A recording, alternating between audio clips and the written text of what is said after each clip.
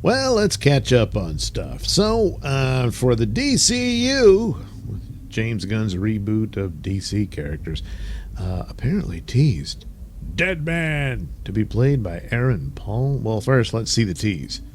Well, it's just this weird image repeating over from some comic book of Deadman from way back when. Yeah, I think that's a Ryan Sook. Yeah, it's Ryan Sook image. Anywho, he teased it, and then oh, what does it mean? What does it mean? And somebody said, "You're going to." Oops, sorry about that. You're going to make Guillermo del Toro's Justice League Dark movie, or revive it rather.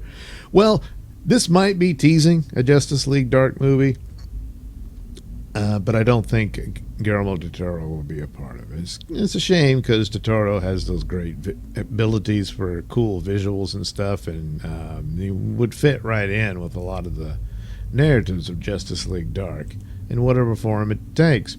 As for Aaron Paul, well, it's been a slow few news day, I guess, for DCU, but Gunn posted the pic. Well, a fan pointed out that none other than Aaron Paul gave it a like, which of course may mean nothing, but the actor does look the part. So, of course, Deadman was a circus performer and got murdered, and then he's a ghost. But he seeks justice for others or what have you, and he he possesses other people. That's how he you never really see him, even though he has the outfit and stuff. But nevertheless, certain people could probably see him, like mystics and psychics and whatnot, but ordinary people never do, and they only communicate with him when he possesses someone else, and then he can talk to you and stuff like that. And so, is there to be a Deadman movie? Will he appear in one of the other movies? A series? Hasn't really been announced or anything for Chapter 1, Gods and Monsters. So it lists the things we know that are coming. Puts Batman in the list. I don't recall Batman being included as part of Chapter 1. I mean, maybe at the tail end of it. Because they just delayed the Batman 2, and you got to get to that, and then you're going to introduce your other Batman for Brave and the Bold. So I don't, and certainly I don't think it would follow in this sequence. So of course Superman starts it off. Supergirl, Woman of Tomorrow, probably would follow on the heels of that, and then the Authority with Engineer being introduced in Superman probably be the third movie. And then of course Swamp Thing. Now Swamp Thing, of course, the Justice League Dark character and all that. Maybe Deadman could appear in there as here. Hey, maybe that's the deal, and that would be James Mangold's film that he's geared up for. And there you go. For the TV shows, of course, Mike McClone gives the list here. Of course, Creature Commandos, which will come this year. Then Waller, Booster Gold, Lanterns, and Paradise Lost. Yeah, I guess. I thought Peacemaker was going to be maybe that's the next round. I mean, I know Waller comes first, but maybe not a part of the list just yet. So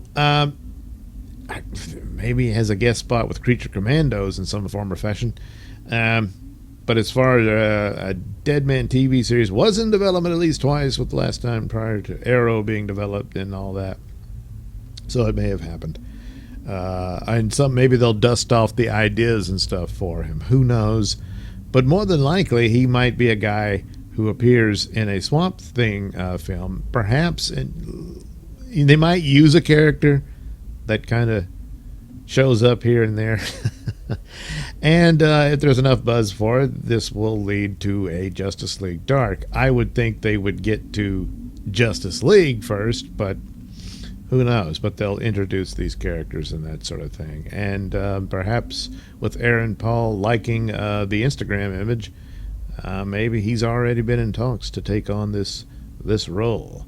So with a pursuit to that, so you got Swamp Thing and perhaps, and this is all just Gunn teasing it, and then an actor liking it. So, it's hard not to think, oh, something's here. But that's two characters that could make it up. So then the rest would follow. And be on the lookout for John Constantine, who you can't have a Justice League Dark without him, I don't think. And certainly he came out of Swamp Thing, so he might appear in that as well.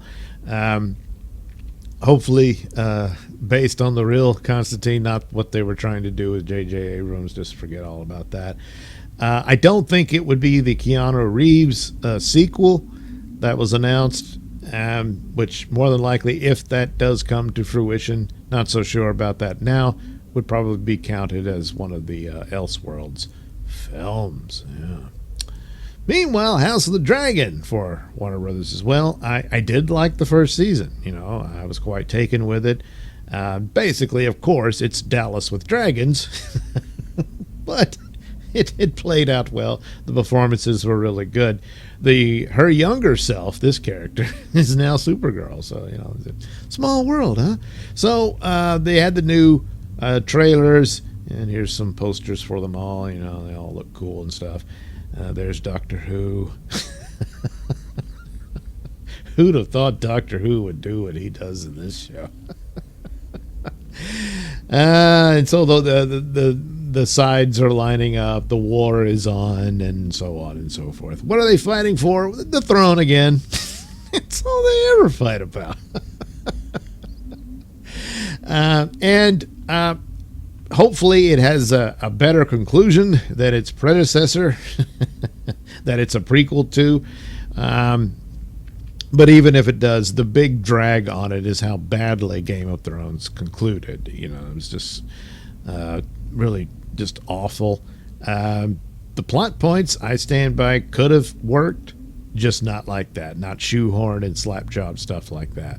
And it just ruined a great series, a really good series.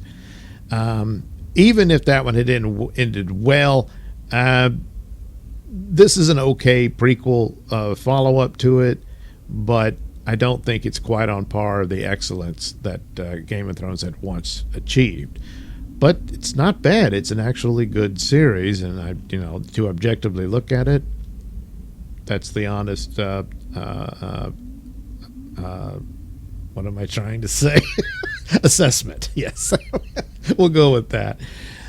So anyway, there we go. Boy, they sure do a lot of character posters. I don't play trailers, so there you go. You can check that out. And await for House of the Dragon come June on Max. Yeah, Max has that. Meanwhile, Alien is coming back, this time back to the theaters. There is a TV series on the way from Noah Hawley, and I played the teaser trailer for it, and it looks like they're just going to approach it as, a horror film in outer space, which is what the original was. And that's all well and good. It does bear a lot of resemblance to the original Alien and that sort of thing. I don't know exactly what time or, at what point in the narrative of the original films it takes place in.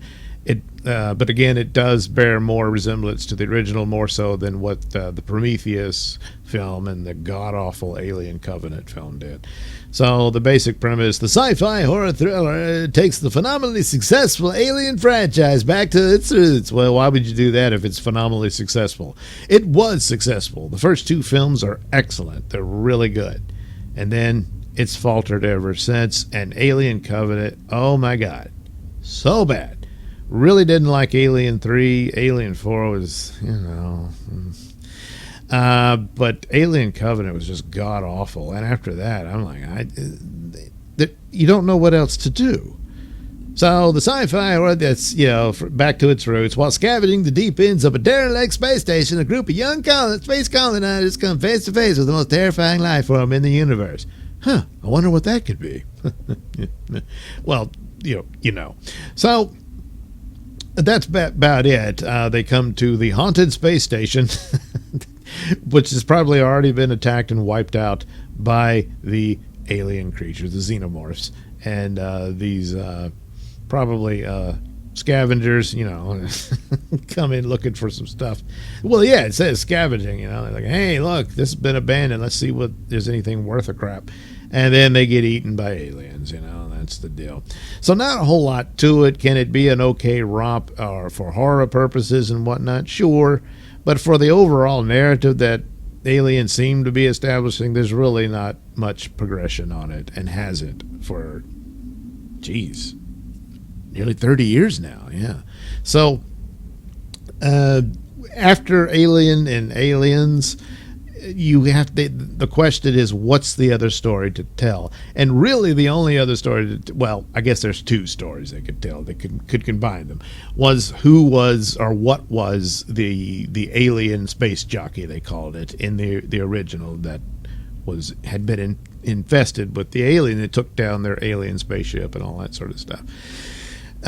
So then Ridley Scott comes back, and rightfully so, says, yeah, that's the other story to tell, and does Prometheus, which was interesting, but good Lord, did that drop the ball. It was just rather bland and boring eventually.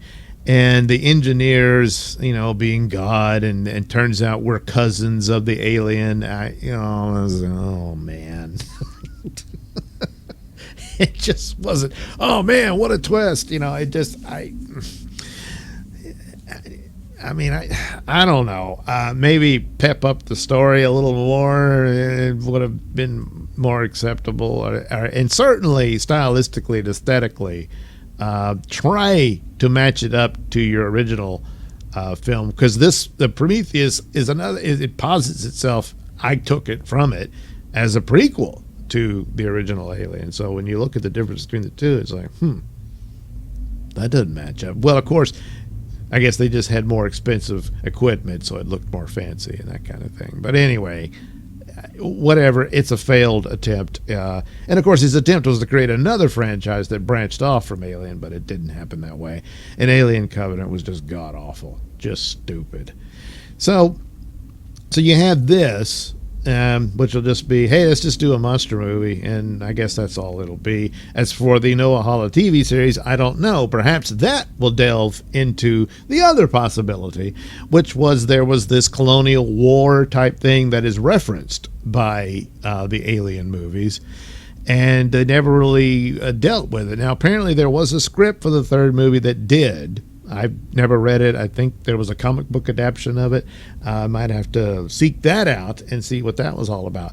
But yeah, that would have been better than what they ended up with. And so that's the only other thing. And then, of course, finally, it's just a fan theory. And even Ridley Scott teased with this that Blade Runner and Alien are connected because there's similar things that are alluded to. The war in outer space. Of course, on Alien, you have the androids, and then Blade Runner, you have the replicants, and it's kind of the same idea. And you could argue that the replicants was from a competing a corporation that was producing replicants, where the other ones were producing the android. That kind of thing. Is still, they're both producing these disposable people. Even though the real people are just as disposable for these corporations and all that. But nevertheless, sure, it's an interesting thing. I don't know that they're capable of doing that. But nevertheless, anyway, there you go. There were possibilities there, but never really pursued. And there's only 2 Alien movies, really. And that's that. And there's no real cool idea to pursue those other avenues. Then probably just leave it alone, because at that point, yeah, it's repetitive stuff and there's really nothing else to add to it. So it might be a good romp and all that, but beyond that, not much else. So good luck with that. Superman and Lois coming along for their sadly final season, which I don't think needed to be. But they've cast their Jimmy Olsen. Didn't they already? From Supergirl? No, remember, this is another alternate universe version. He looks the same as Supergirl Superman, but he's different. So, which means they could cast a new Supergirl, I guess. Anyway, here's their Jimmy Olsen. Wait, what's wrong with this picture? And no, I don't mean his hair color. Of course, Jimmy Olsen was played by a black man in Supergirl. And not only was he black, he was very out of character. They didn't even try to match him up to the character at all.